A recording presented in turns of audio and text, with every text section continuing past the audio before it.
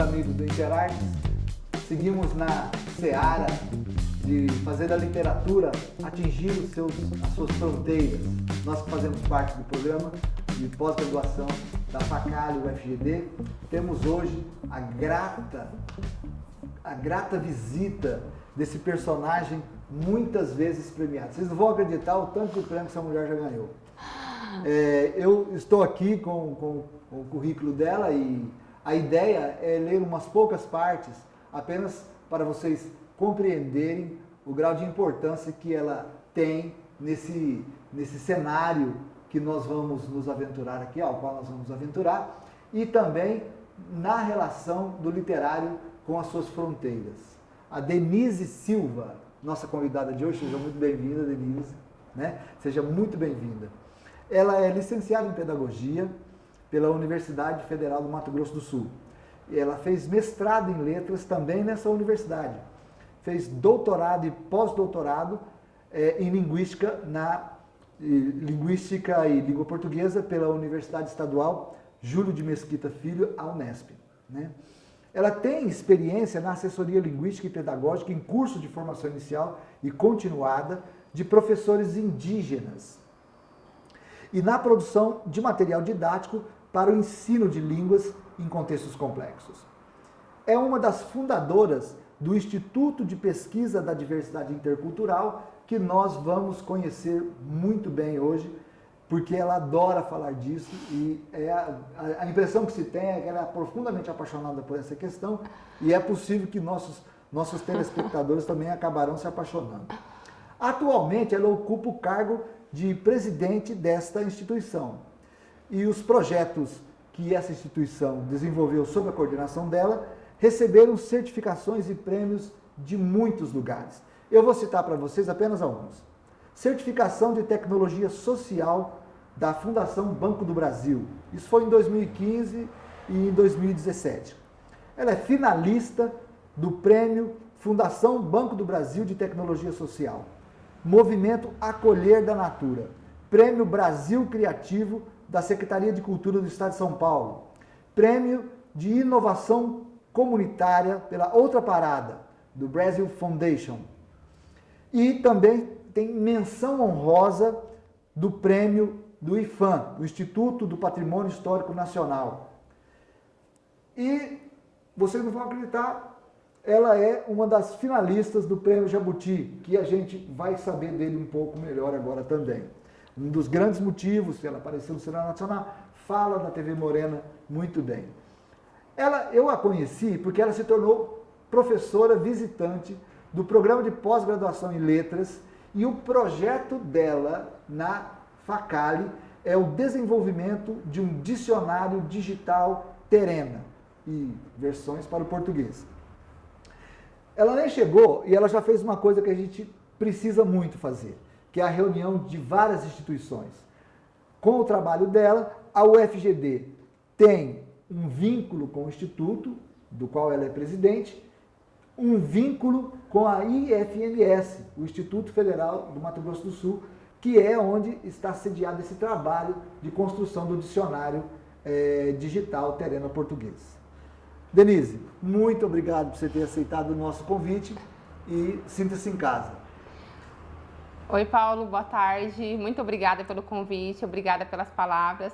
Realmente, o IPED é a minha grande paixão, é o que me move enquanto ser humano, é o que me move enquanto pessoa.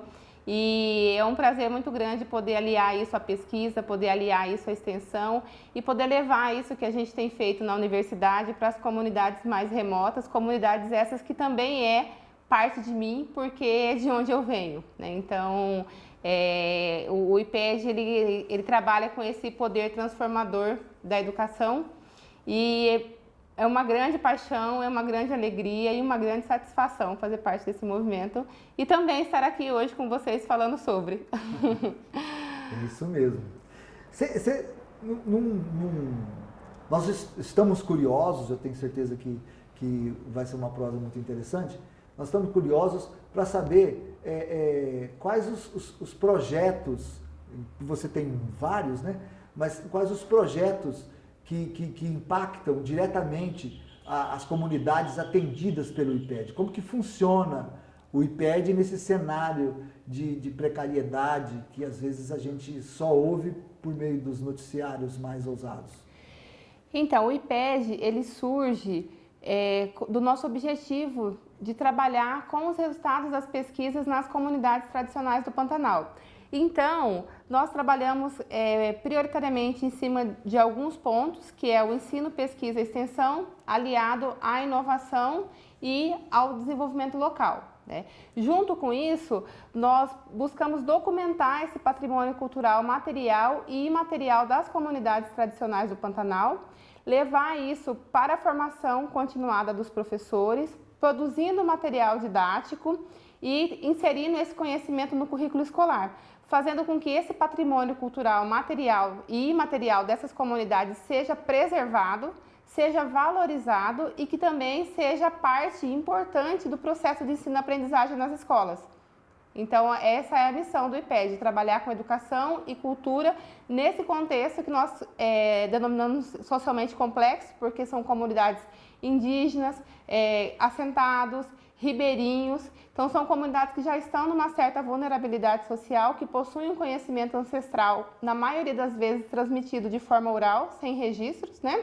E aí nós buscamos aliar isso à pesquisa, à extensão, para se materializar em materiais didático-pedagógico e poder ser utilizado como recurso na sala de aula com as crianças.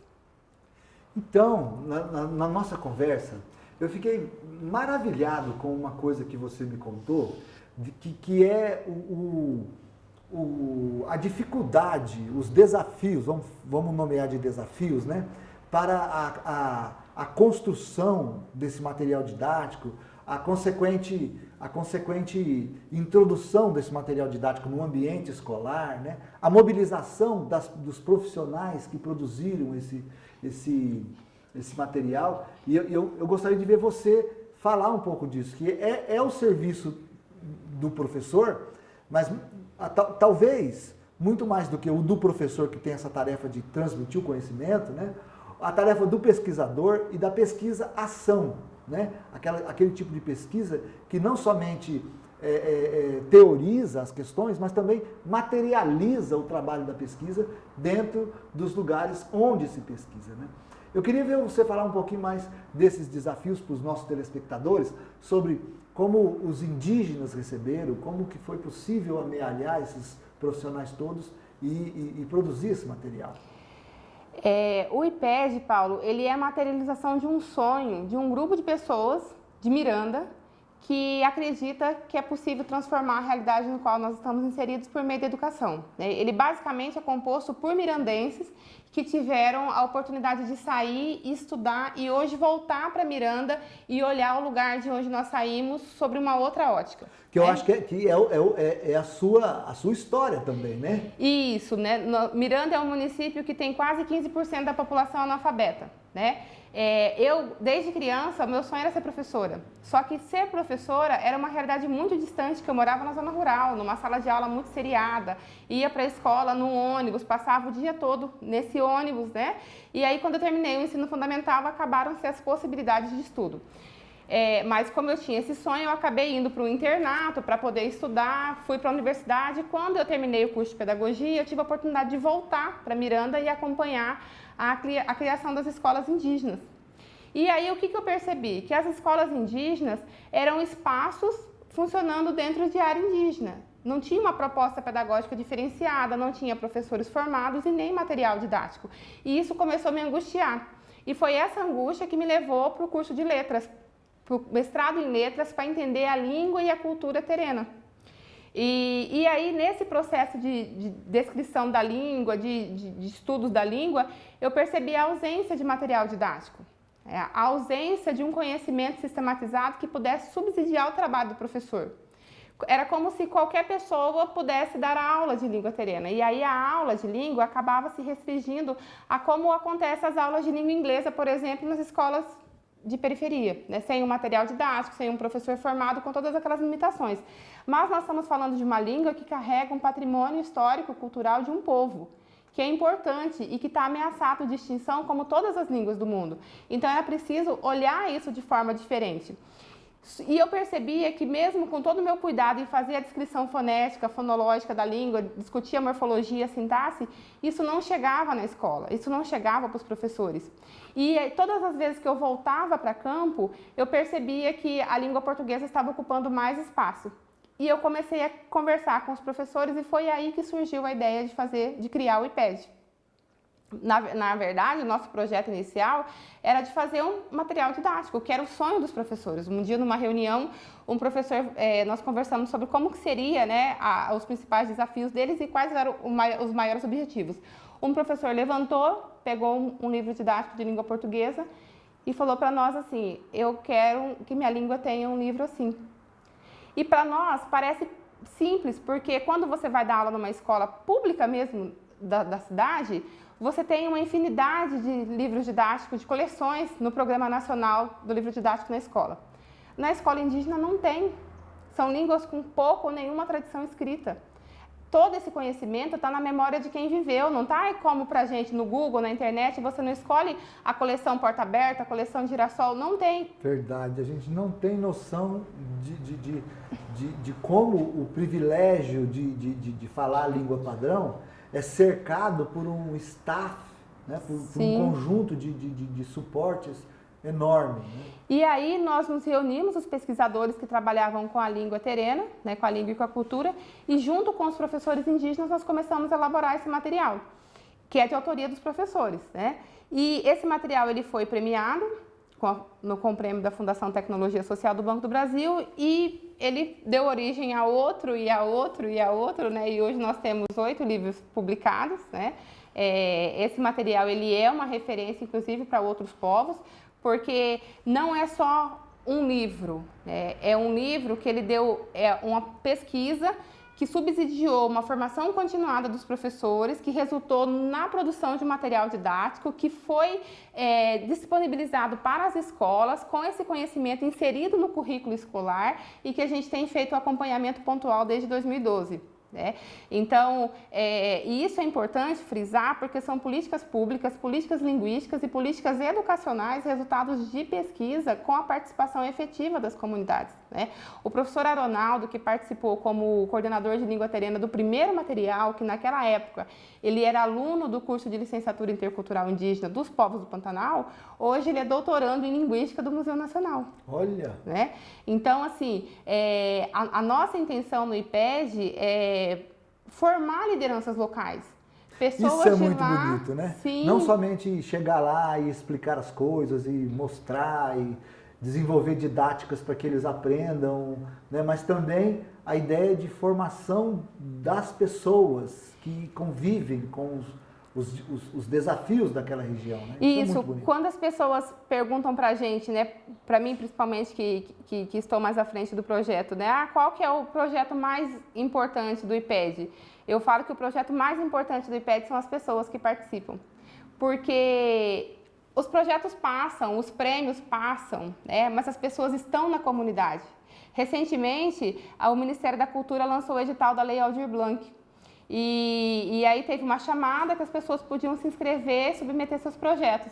E nós, do IPED, concorremos com 10 projetos elaborados pelos indígenas que foram beneficiados dos nossos projetos. Né?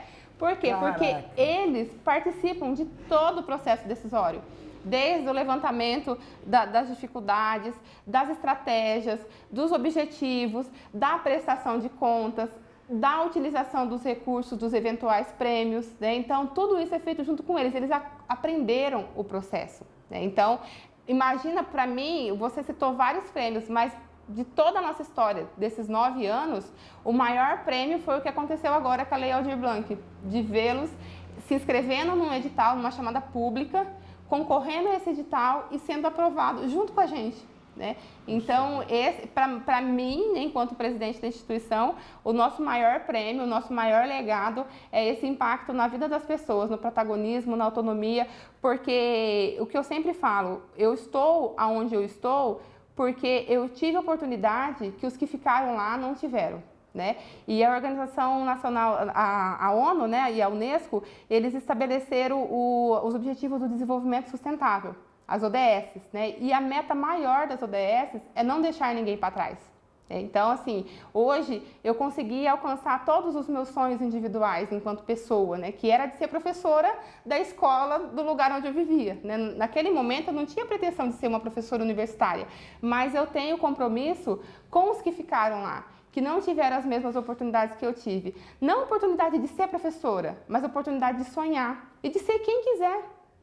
Então, isso que a gente tem garantido enquanto IPED, e eu, como oriunda de escola pública, como bolsista, fui bolsista do primeiro ano de graduação ao último ano do pós-doutorado. Então, eu acredito muito que nesse comprometimento que a gente tem de voltar, de buscar os que ficaram e de garantir que eles tenham o direito de sonhar. O meu sonho era ser professora, mas hoje nós temos infinidade de projetos que trabalham com apicultura, que trabalham com capoeira, que trabalham com música, né? Então, é garantir mesmo aos mirandenses, aos que estão lá, esse direito de sonhar e que a educação possa transformar a vida deles como transformou a minha. Maravilhoso. É um relato muito comovente, né? Tem razão de você estar apaixonada por ele. Eu fico pensando, né, que é claro que você está contando aí, sorrindo, né, mas as coisas não foram fáceis, porque você me relatou que há muita resistência a resistência vem dos mais variados lugares, né, e uma que a gente não espera, que é a resistência do indígena, né. Eu queria que você falasse um pouco mais sobre esse desafio, como que a construção desse material, ele enfrentou também resistência junto às comunidades atendidas. É claro que quando a gente vai contar, a gente conta a parte bonita da história, né? Mas é uma luta, é um sonho, nós não tivemos ninguém para nos espelhar, nós fomos fazendo junto e fomos caindo, levantando, errando e acertando e construindo uma caminhada, né? A escola nas comunidades indígenas, ela surge desde os jesuítas com o objetivo de inserir os indígenas na sociedade envolvente, né? Primeiro de catequizar, depois de ensinar o português, enfim. Só agora, recentemente, pós-Constituição Federal de 88, pós-LDB de 96, que é garantido aos índios um processo próprio de aprendizagem, uma educação intercultural, diferenciada e bilíngue. Então, nós estamos falando de uma lei que foi promulgada em 88, que foi reforçada por uma lei de diretrizes e bases da Educação Nacional de 96. Então, nós estamos falando de 24 anos, né? Antes de ontem. Antes de ontem. Então, os professores que estavam nessa escola indígena eram os professores que foram alunos de uma escola anterior a 88. São professores que tiveram, por exemplo, a boca lavada com sabão porque não sabiam falar o português, né? Nossa, que ficaram sim. sem merenda, que ficaram de joelho na pedra porque não sabiam falar o português, né? São professores que foram meus colegas de sala na escola da cidade que reprovaram várias vezes porque a escola da cidade não estava preparada para receber um indígena, né? Por conta de todo esse programa de apagamento da cultura indígena e de inserção dos indígenas na sociedade envolvente. Então, você propor algo diferente, né, acaba gerando insegurança. Como? Né? Como que você vai falar para um pai que não teve oportunidade de trabalho, que teve que trabalhar no canavial, que teve que trabalhar de serviço braçal, que o filho dele tem que falar a língua? Sendo que o pai acredita que quanto maior for o domínio desse filho em português, na língua portuguesa, maior será o êxito dele na sociedade, né? E aí seria como se fosse um retrocesso, né? Eu imagino ele falando, né? Agora meu filho vai aprender língua de índio, né? Ele Sim. É índio e ele diz, agora vai aprender língua de índio. E aí a colonização alcançou o lugar mais cruel que ela pode alcançar, que é a colonização do espírito. Sim. Né? E aí você tem que desenvolver um trabalho de escuta, de entender o lugar de fala do outro, de entender a dor do outro. Não adianta você chegar enquanto pesquisador e falar, olha, a ONU declarou que a década internacional das línguas indígenas, que a perda linguística é maior que a perda biológica, que a gente não pode deixar as línguas morrerem, que a gente... não interessa para quem sofreu todo tipo de violação de direitos básicos por não dominar uma outra língua. É uma língua com uma estrutura sintática diferente do português. Então, automaticamente, quem aprendeu essa língua na fase adulta, ele vai levar a marcação dessa língua para a língua portuguesa. E isso é motivo de preconceito dentro da... Ele não vai conseguir falar o português com a prosódia que nós temos, É porque é uma língua tonal, é uma língua com uma ordem sintática SVO, né, que é diferente da língua portuguesa. É uma língua que uma única palavra, ela tem uma tradução de uma sentença inteira em língua portuguesa. São línguas de estruturas diferentes, né? É uma língua aglutinante. Então, todo esse processo, ele acaba presente na utilização que eles fazem da língua portuguesa. Eles trazem essas marcas linguísticas. E por falta de conhecimento, por a gente viver numa sociedade colonizadora, por tudo isso que a gente já sabe, eles acabam sendo expostos ao preconceito.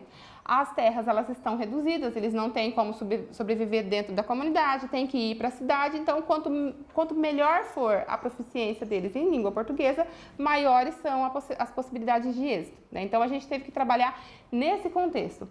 No entanto, eu falo que eu sou uma pessoa de muita sorte, né? Desde os meus primeiros trabalhos de campo, eu fui acolhida pelos mais velhos, pelos xamãs, pelos pajés, pelas pessoas que tinham esse conhecimento. E aí, uma experiência apropriadíssima para esse trabalho que você faz, né? Sim, eu fui muito privilegiada. E até ontem eu conversei com uma pessoa, ele falou assim, mas até quando você acha que você vai conciliar o seu trabalho enquanto professora universitária como ativista de um movimento social, né? A resposta que eu falei para ele, que eu sempre falo, que enquanto eu viver, o meu trabalho vai estar à disposição do povo terreno. Porque eu saí de uma comunidade sem perspectiva nenhuma. E eles acreditaram num sonho que hoje você pode olhar e falar, ai, que bacana tudo que ela fez. Mas lá em 2007, 2006, era apenas um sonho de entender uma língua que eu não falava, uma língua com pouca tradição escrita. E esses mais velhos, eles acreditaram em mim. Eles me ensinaram a ouvir a natureza, eles me ensinaram a olhar o sol, eles me ensinaram a olhar o céu, a interpretar os sinais das estrelas, a usar as plantas medicinais. Porém, esses mais velhos não estão aqui mais para transmitir isso para os netos, né?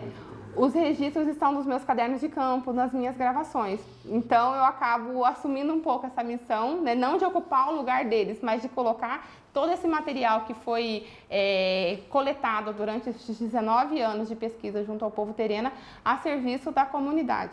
Então, eu falo que eu me beneficiei muito desse conhecimento e que hoje esse conhecimento ele precisa estar à disposição do povo, à disposição da escola. E um dos motivos que eu imaginei, né, que a gente poderia auxiliar as pessoas que desconhecem todo esse universo que você está, né, era comentar comentar a produção do livro, né? Que como eu não sei falar, eu vou falar alguma coisa aqui que é risível, mas eu vou deixar o nome dos livros para você pronunciar, né? A produção disso, que chegou ao Prêmio Jabuti, né? Esse prêmio que é muito importante no cenário da produção artística e cultural do nosso país, né? E que alcançou essa visibilidade. E eu sou privilegiado porque eu ganhei um conjunto desses livros, né? E eu fiquei maravilhado com a interação que acontece entre a palavra escrita, que também está subdividida, né? Entre português e linguagem terena, e as imagens, que parece que foram produzidas também pelos próprios usuários daquele livro, né? Eu fiquei maravilhado com essa interação da literatura com a imagem e principalmente da literatura alcançando essa fronteira, né?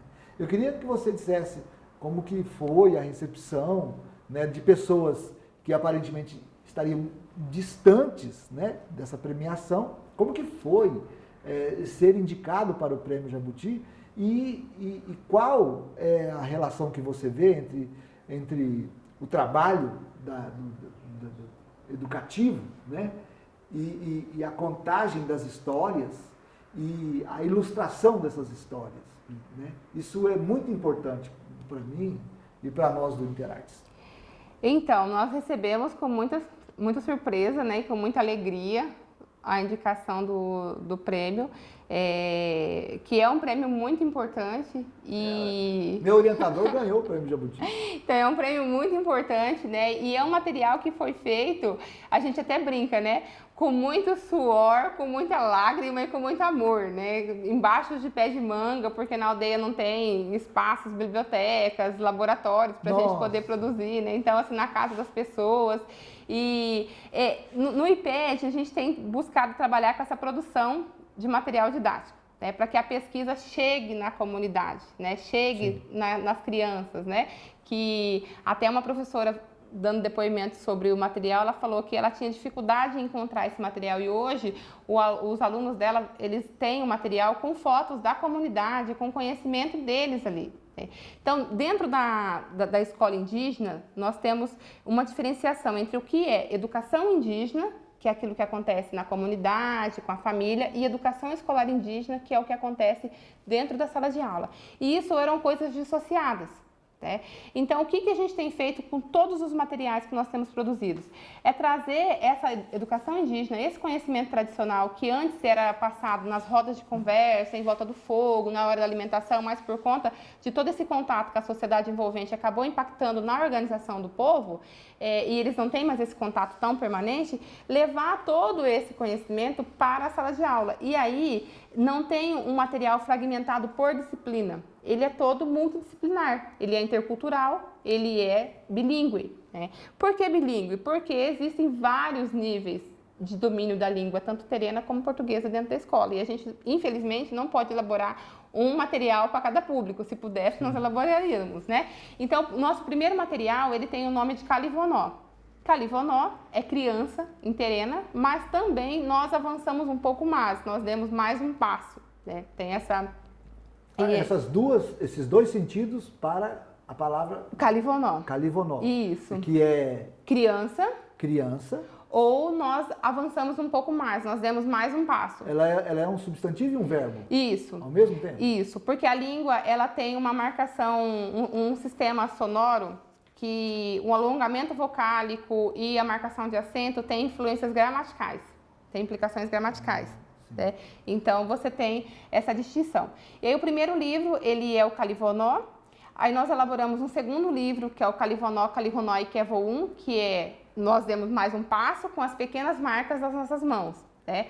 E aí, a gente tem o Calivonó Web, que é o meu projeto de professor visitante, que é todo esse banco de dados de mais de 5.000 palavras em terena, que foram coletadas ao longo dos anos, que será disponibilizado para a comunidade por meio de um dicionário digital, português terena, com áudio, com vídeo, com fotografia, e que poderá ser acessado pelo celular, pelo computador, né?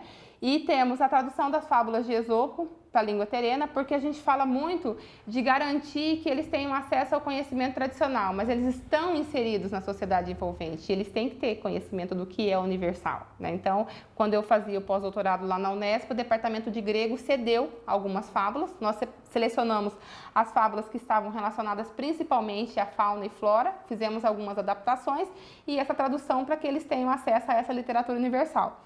E, por fim, o Itocovó Terenoé, que é a coleção que concorreu ao Prêmio Jabuti. Né?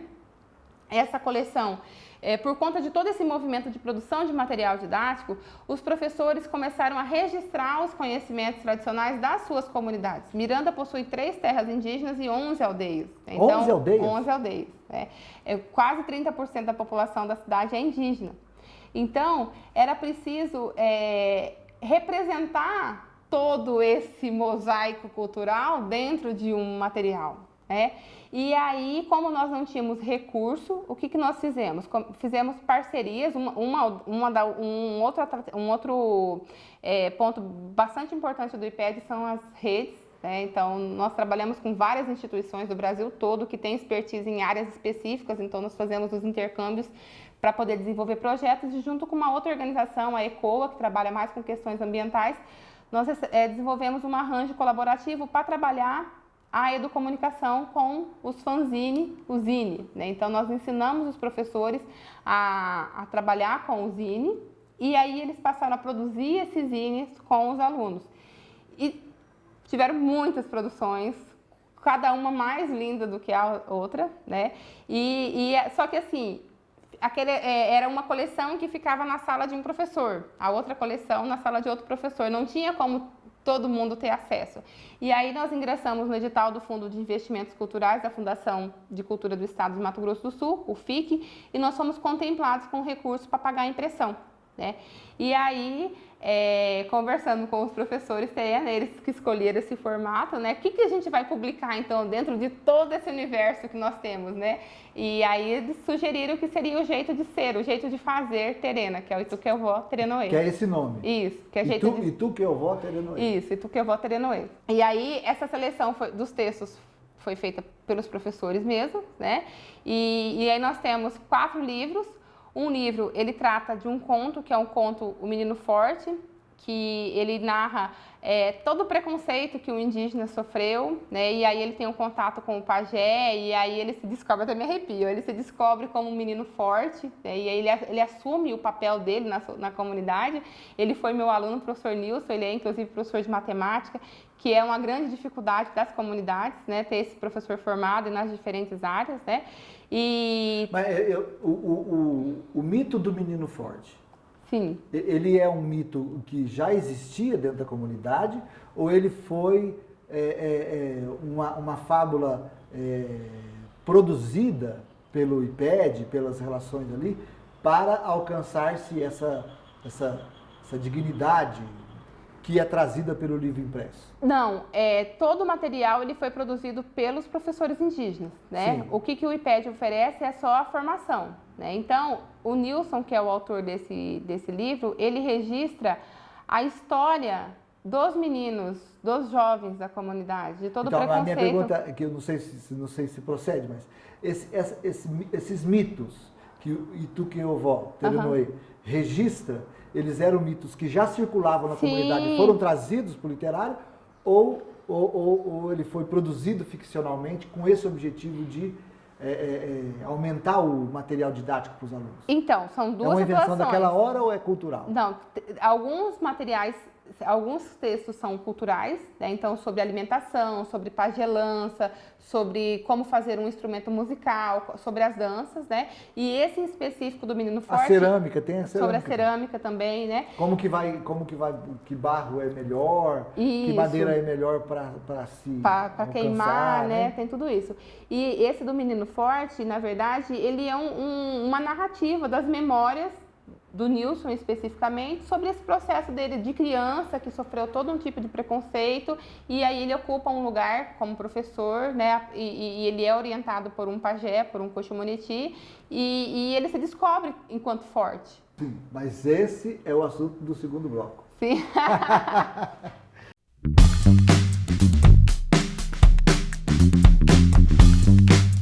Nesse segundo bloco, a professora Denise foi convidada a conversar conosco sobre uma tarefa maravilhosa que é desempenhada pelo literário e que é um desafio grande a ser vencido tanto por educadores quanto por escritores, que é tornar visível um povo que foi tornado invisível pela ação do preconceito.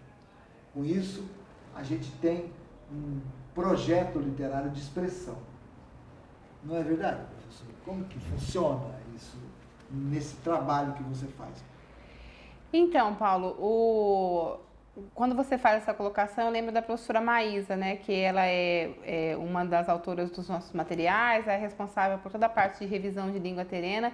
Ela coloca que ela, enquanto professora, uma das maiores dificuldades que ela tinha era de trabalhar a questão cultural em sala de aula, porque não tinha material didático, né?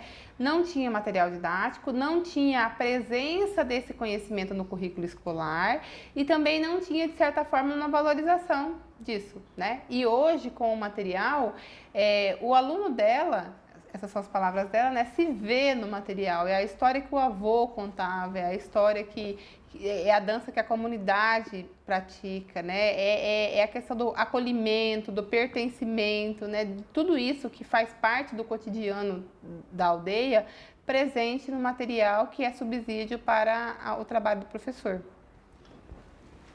Maravilhoso. Eu fiquei pensando numa dificuldade do literário, não é dificuldade, mas num elemento característico do literário ocidental, que é reportar aquela produção a um sujeito, né?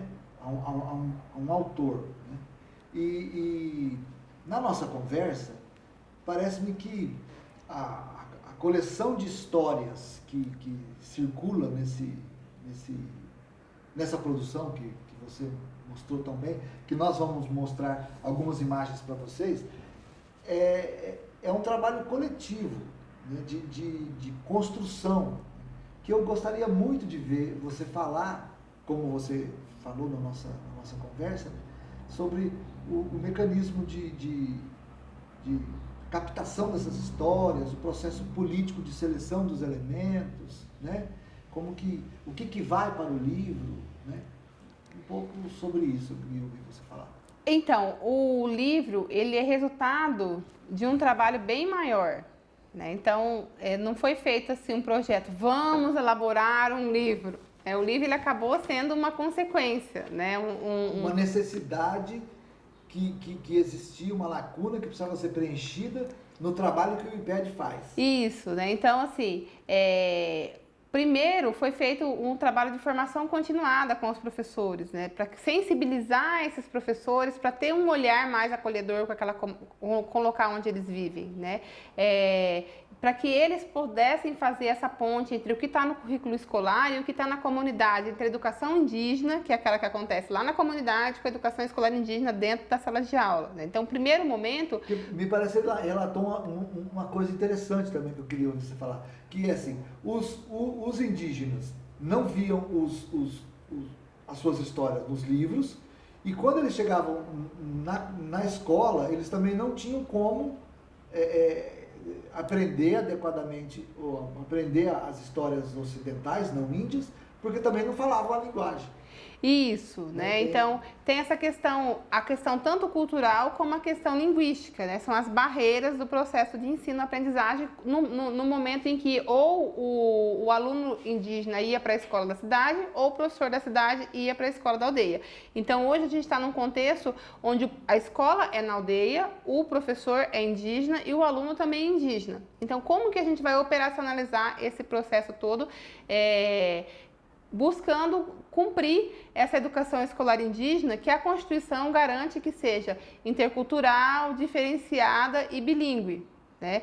Então, o primeiro passo foi formar esse professor pesquisador, que esse professor pudesse olhar para a realidade e fazer essa relação com aquele conhecimento que foi transmitido oralmente, que está na memória coletiva do povo, pudesse fazer parte de um componente curricular específico. No primeiro momento nós trabalhamos com a metodologia da educomunicação, do fanzine, fazendo o zine, cada professor fez o zine com os seus alunos, e aí que passamos então para a produção coletiva desse material, que é Ituqueovó Terenoê, que é o jeito de ser e fazer terena. Então, os professores, eles selecionaram os textos que seriam contemplados para a publicação desse material, porque nós tínhamos uma infinidade de materiais, né, de produções, e o que seria contemplado, o que mais importante de cada comunidade estaria ali. Mas o trabalho, ele não termina ali naquele material. Por quê? Porque a cestaria. Tem aldeia que faz a cestaria com a taquara, tem aldeia que faz a cestaria com a palha de milho, com a palha de carandá, com a palha de taboa, o artesanato com determinado tipo de semente, com outro tipo de semente. Tem aldeia que o peixe é só o peixe do rio, tem aldeia que é o peixe de açude. Então, são realidades diferentes. E a partir daquela realidade que está no livro, o professor pode buscar infinitas outras realidades. Então, o livro ele não acaba ali. Ele, na verdade, ele aciona a memória coletiva do povo que está ali de stand-by e que pode ser revisitada a cada momento. Por isso a nossa preocupação em documentar esse conhecimento, né? Documentar porque... Trazer para a literatura esse repertório cultural. Isso, por quê? Porque quando parte um ancião, ele leva consigo parte importante da Biblioteca do Povo, como infelizmente nós temos nessa coleção. O professor Anésio, que foi um dos primeiros professores da escola da Terra Indígena de Cachoeirinho, um professor indígena, né? Ele foi meu aluno na graduação, foi meu principal interlocutor nas minhas pesquisas, foi quem me acolheu como pai na comunidade, que me deu o nome da mãe dele, né? Então, que a gente tinha uma relação muito próxima e era referência na cultura. E ele faleceu. Essa questão do nome também é muito curiosa, né? Sim. Você já me explicou umas 2 vezes, eu não dei conta de entender direito. As pessoas que chegam, elas são renomeadas? Como é que funciona? Não, na verdade, assim, o Brasil possui praticamente em torno de 300 povos indígenas. Então, cada povo tem um sistema de denominação distinto, ou cada grupo de línguas, cada família não linguística. É um nome diferente do seu? Sim, mas, por exemplo, eu recebi um nome num ritual bem específico, um nome Guarani, e o Terena é um outro processo de denominação, né? Então, no caso do Terena, o meu pai, né, Terena, ele me deu o nome da mãe dele. Agora, no caso, por exemplo, dos Guaranis, é diferente o processo de nominação. É feito um ritual e a pessoa que está fazendo o ritual, ela relaciona o nome com a função que aquela criança poderá ocupar na comunidade. Então, tem uma explicação cultural. Eu insisto nisso, a criança tudo bem, pensando agora, né?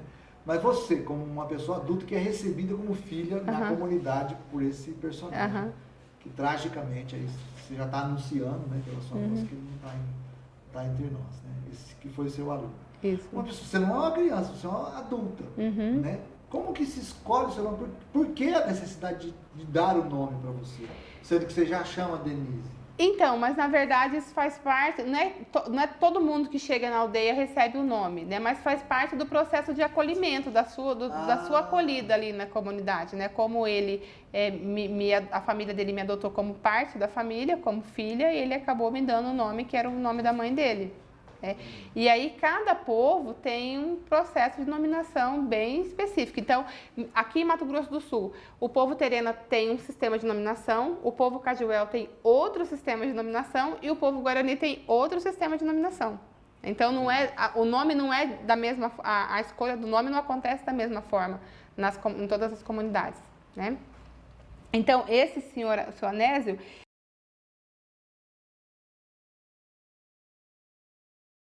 ele era referência na cultura, referência para nós enquanto pesquisadores na escola, era quem ensaiava as crianças para dança, né? Ele era de linhagem de pajés, né? Então o pai dele era um coxomuneti muito forte e ele fez esses registros num livro específico que é dele, que são as memórias dele. Então ali tem a questão, a relação das aves com a cultura, que está muito ligada aos presságios, como que se formava um pajé antigamente, as brincadeiras que eles praticavam na infância, né?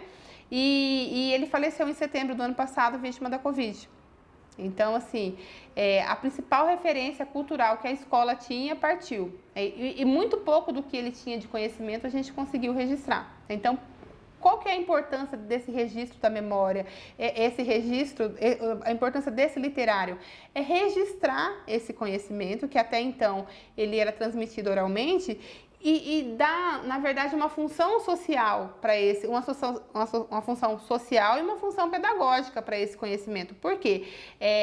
Muitos viajantes já passaram pelas comunidades indígenas, muitas pesquisas linguísticas já foram realizadas, mas isso ficava restrito ao ambiente acadêmico, né? Então, bem triste isso. Bem, né? Triste. O índio virou objeto e não sai dessa condição. Não sai dessa condição, e né? ele serve para pesquisa e depois que a pesquisa alcançou a sua lógica, né? Depois que construiu o silogismo, o índio volta para a aldeia dele, desguarnecido, como sempre foi. Isso, e aí a nossa preocupação é justamente essa. Eu, enquanto linguista, eu trabalho com os níveis de análise linguística, com esses dados que são coletados nesse material, mas também esse material ele é utilizado nos cursos de formação de professor, para que os professores compreendam a língua, para saber o que é um verbo, o que é mesmo a língua não tendo uma gramática descritiva, uma gramática pedagógica, porque os professores se apropriem desse processo. processo, né? Que quando o professor for trabalhar com determinado conhecimento, tenha um texto prévio a partir da cultura. Então, tudo isso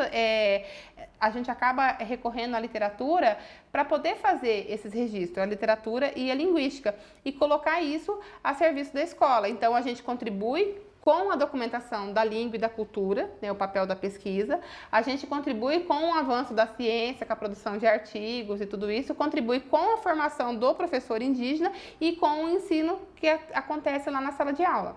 É claro que existe uma série de dificuldades, de gaps nesse processo todo, mas a gente tem trabalhado para que isso seja, que os indígenas se apropriem disso, e como eu disse lá no início, a gente tem vários desses professores participaram de um curso de especialização em língua e cultura terena que foi oferecido pela Universidade Estadual e que o IPED foi parceiro, né, de todas as aldeias do estado, eles participaram desse processo, né? A gente tem alunos indígenas que hoje estão cursando doutorado em linguística, então esse caminho que eles estão percorrendo para que esse conhecimento, para que essas memórias, elas sejam registradas, né? E não basta também só você produzir livros registrando histórias do povo, com o povo sem tradição escrita. E qual que é a função social desse livro na comunidade? Só produzir? Como que esse livro vai ser utilizado? Quem que vai utilizar? É o assunto do nosso próximo bloco.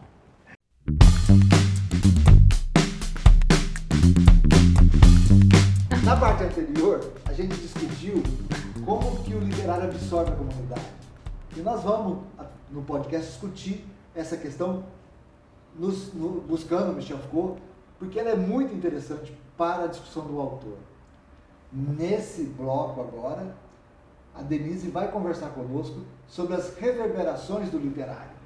Como que o literário interage com essa sociedade. Denise, a palavra é sua.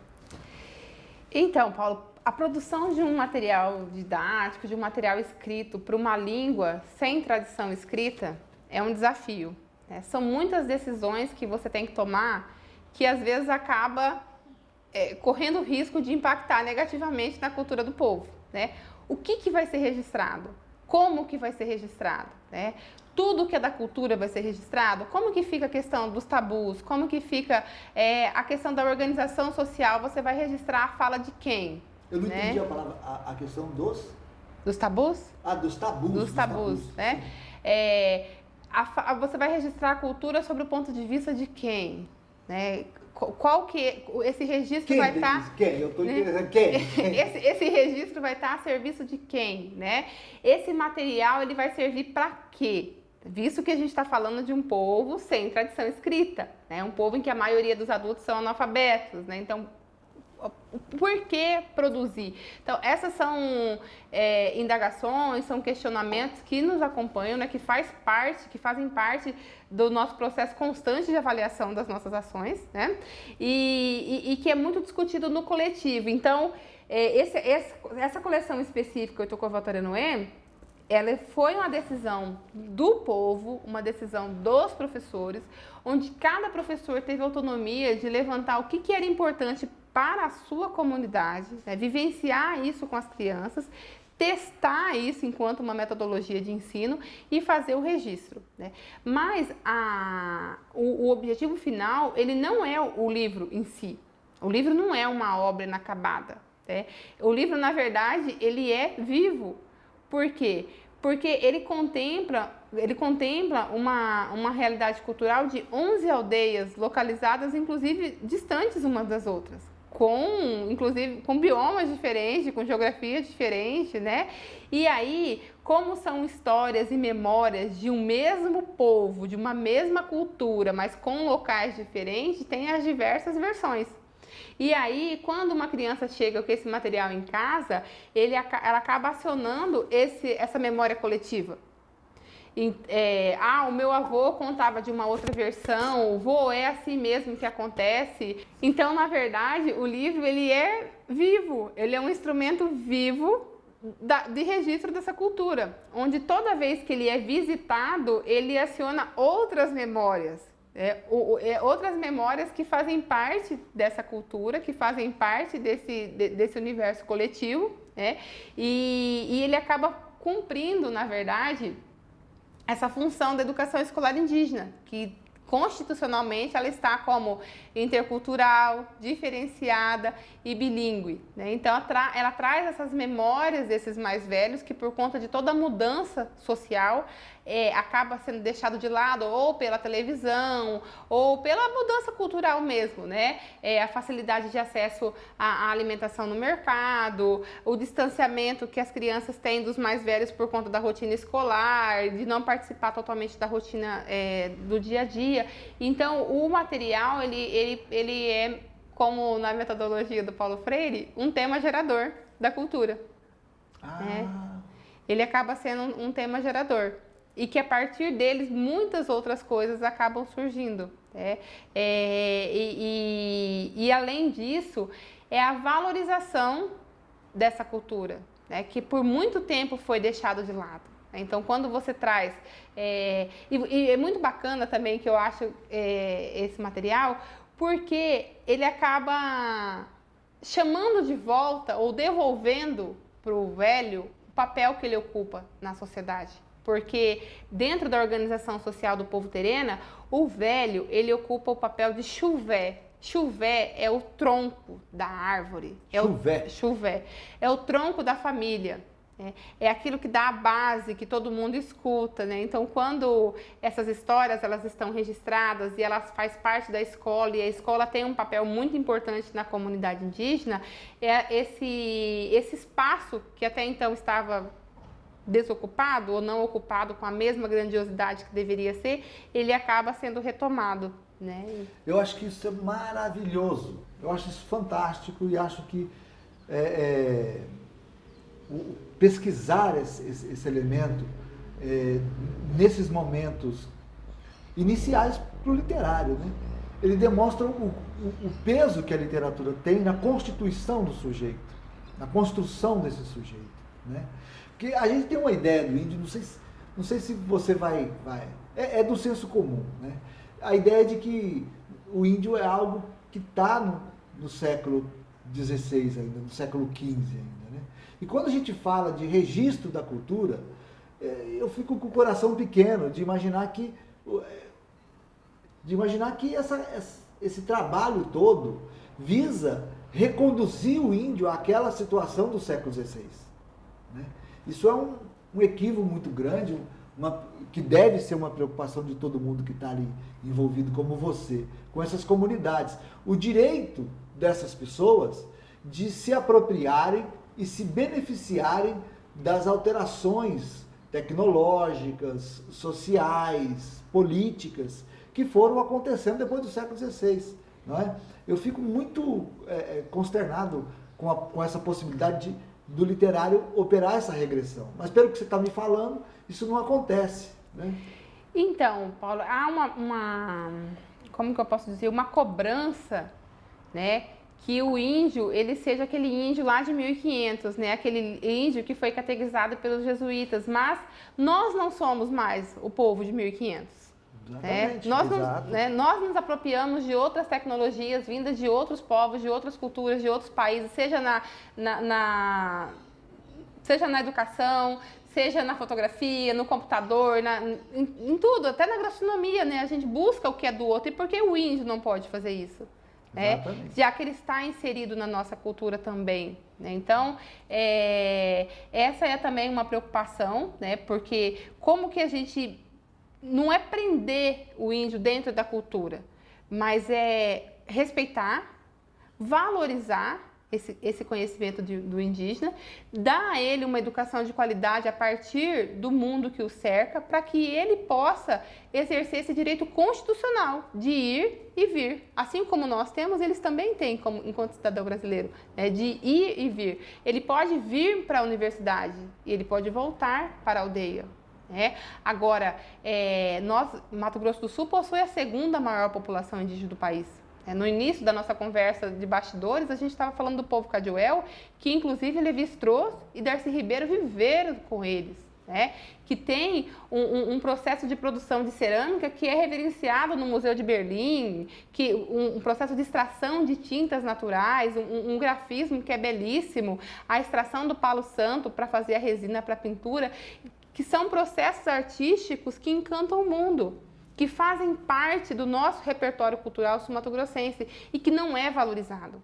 E não valorizar isso, não respeitar isso, não é problema só do índio, e no caso dos indígenas, porque aqui em Mato Grosso do Sul nós temos vários povos indígenas, não é uma etnia só, são várias etnias falando várias línguas, todas elas ameaçadas de extinção. Mas esse agrupamento de 11 aldeias, ao qual você frequentemente se reporta, ele é do mesmo tronco linguístico, Isso, que é o Terena. Que é o Terena. E o que une essas várias aldeias é esse tronco linguístico. Isso. Existe alguma diferença no fenótipo do Terena em relação ao Cadivel? Você sabe disso? Sim. A gente olhando lá, Sim. né?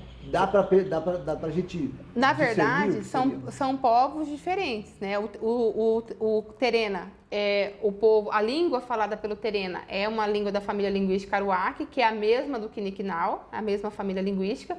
O povo Cadivel, eles falam a língua Cadivel, que é da família linguística Macro-G, é uma outra estrutura linguística, uma outra filiação genética, e o povo Guarani fala a língua de origem tupi, que é um outro tronco linguístico, uma outra estrutura linguística, né? E o que opera o distanciamento de, vamos dizer, nacionalidades é esse tronco linguístico. Isso, é a questão linguística e cultural de cada povo, né? Então, nós temos uma rica diversidade linguística e cultural no nosso estado e que é apagada, que é invisibilizada e que é negada. E quando você faz isso, não é problema só desses povos, é problema nosso, porque isso faz parte da nossa identidade cultural e nós estamos negando a nossa identidade cultural, né? Então, eu me interessei muito por esse assunto, entre outros motivos, porque você me falou que o menino sai da escola e vai para casa, sai da escola de formação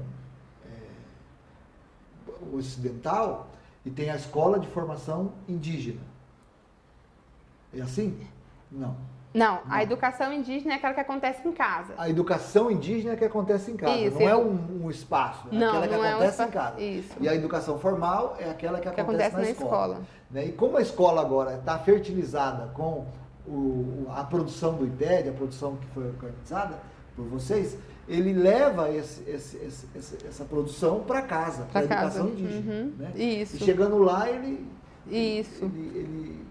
promove discussões. Isso, porque assim, quando ele chega em casa e conta uma história, ou um mito, ou uma receita, ou um processo de produção de um artesanato que foi registrado por um professor num contexto específico, a família dele revisita isso. E pode ser que uma cestaria é feita com uma outra fibra, pode ser que a cerâmica seja feita num outro formato, pode ser que a família tenha preferência por um outro tipo de alimentação tradicional que não aquela propriamente dita, aquela que está no material.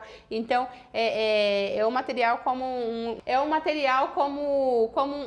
um espaço vivo mesmo da cultura, para que possa ser visitado constantemente e que cada família tenha uma outra versão, né? Então, o material ele cumpre um papel de ter um registro escrito, mas ele não é pronto e acabado, porque, eu volto a falar, é uma língua sem tradição escrita, com pouquíssimos materiais, onde a escrita não tem uma função social como tem na nossa sociedade, né? Todo esse conhecimento ele é transmitido oralmente, então o material ele acaba tendo essas várias funções, né? Entendi. Com as várias versões que a comunidade possui.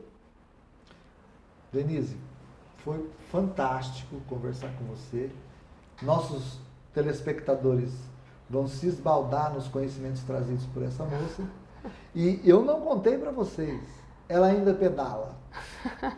A expressão que ela faz é: estou indo no Lonjão. O Lonjão tem 120 quilômetros, né? É um absurdo. E aí pesquisa, e aí distribui cesta básica para os ribeirinhos. Maravilhoso. Eu gostaria de ter essa produtividade. Muito obrigado, Denise. As palavras finais são suas. Paulo, eu que agradeço a oportunidade de estar aqui, né, trazendo assim, um pouco dessa experiência das comunidades indígenas lá de Miranda.